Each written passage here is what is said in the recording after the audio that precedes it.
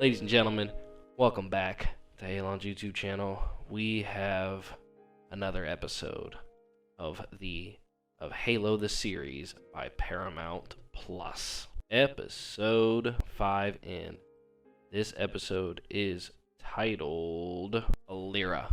So, we start off immediately where episode 4 left off, with the Spartans battling with the partial silver team battling the Covenant that are invading Reach. Start out with, the Master Chief being a little bit delirious, laying down whatnot, and able to get back up and kind of fight a little alongside with Riz and Soren, of course. Vanek's gone. Again, RIP to the Silver Timelines version of Fred. Still think it's crazy they killed him off the way they did, but hey, whatever. Guess that's what they decided to do. We start out with there, which actually, as always, any episode in Halo that has some decent action, I'm always going to give it at least a 5 as far as the ratings go.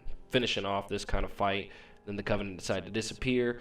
Soren starts talking a little bit of trash there, and of course, talking trash before the firefight's truly over doesn't yield great results. So out of nowhere comes a brute chieftain with a gravity hammer, to which he uses that hammer to smash the center block that Silver Team is hiding behind. And man, I just, again, shout out to the artists, the special effects crew, the designers. Again, they are continuing to just show why they earn their paychecks every single week with every episode. This brute chieftain looked great, acted like a brute, kind of gets taken out in a little bit of a not so phenomenal manner. I thought maybe the Spartans would gang up on him, similar into like Halo 3 ODST, to where Alpha 9 took down that chieftain by having 3 members jump on him to take him down. I thought was great. But with this Silver timeline, they decided to bring in Soren's wife to take him out with the rocket pods that were attached to his ship. Apparently she was able to just randomly find him on Reach. Kind of crazy, out of nowhere. Anyways, Riz gets severely injured trying to go back and get Vanek's body, so they end up getting into space, and they're in space for a couple days, according to Halsey. The Chief was forced into a coma for 2 days. He wants to get back to Reach to assist and help with any survivors' evacuation, but they're nowhere near found. They're heading to a planet called Aleria, to which Soren and his wife have located their son Kessler on. So, going off a little bit of side quest and tangent with all that sense and whatnot, and of course Quan's here, most useless character in this show. I don't understand what the obsession is with some of these video game adaptation versions of these TV shows that are adapting video games into television and movies and whatnot, and they just think there has to be some kind of weird off-brand filler. Like, it's only like 8 seasons or 8 episodes long, I believe, each season.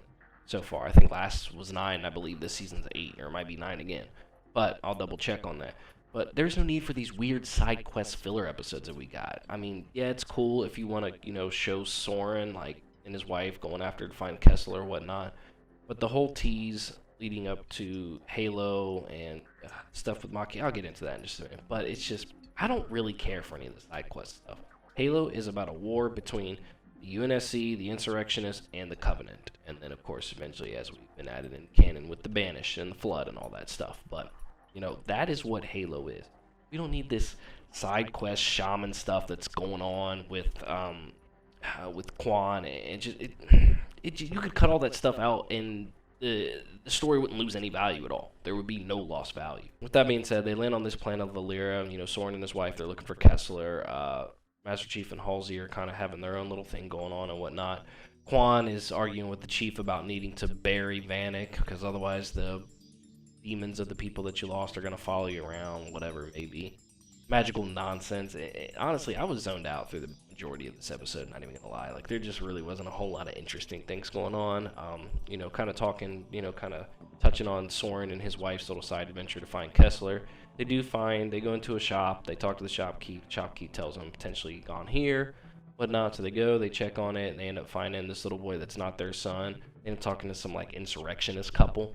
I'm not really sure if they were innies or if they were just people trying to defend their land. Kind of weird, useless, pointless dialogue. Kessler's not there. His mother figures that out, goes back to the shopkeep towards the end of the episode, kind of does a little Negan thing and wraps barbed wire around a bat and kind of threatens him, or at least a metal blunt object, and threatens him to find out where Kessler is. Apparently Kessler's been taken from by the UNSC, and the UNSC has figured out that Kessler is Soren's son.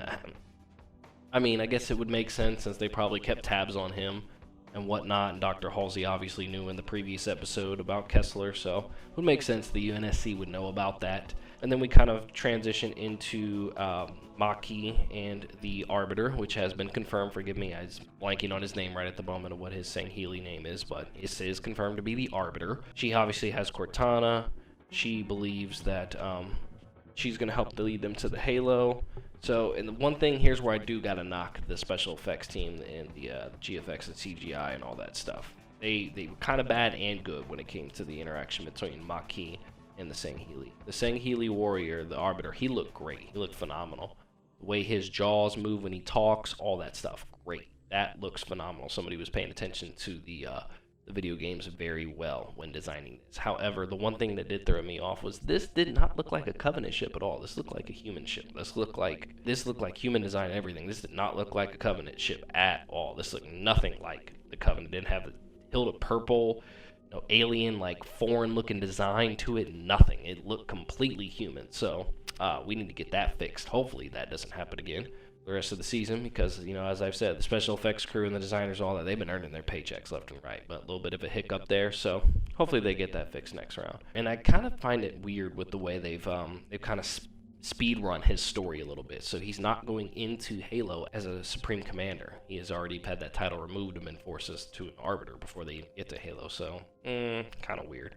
So they have interactions together, and then Maki basically convinces him to go to Halo because saying the prophets are false. They don't know anything about Halo. They don't understand Halo, how Halo's going to work with the Great Journey. The prophets don't know. They don't understand it. So she convinces him to go AWOL, go after it, with the Arbiter stating that the Covenant will send the fleet after him for not returning once he was ordered to recall from Reach because of their failure to kill the demon, which is part of the reason they were sent there, I guess. So whatever that may be, they're going rogue, they're going to find Halo, whatnot, and then now all of a sudden we've got two others. So the one thing about the Halo timeline, for those that, you know, don't know, the regular timeline, the Mantle of Responsibility and the Forerunners left all of their priceless artifacts, the Halo rings, all that stuff behind for humans to take over. Not just like 1, 2, 3 specific humans, whatever it may be, but the human race as a whole.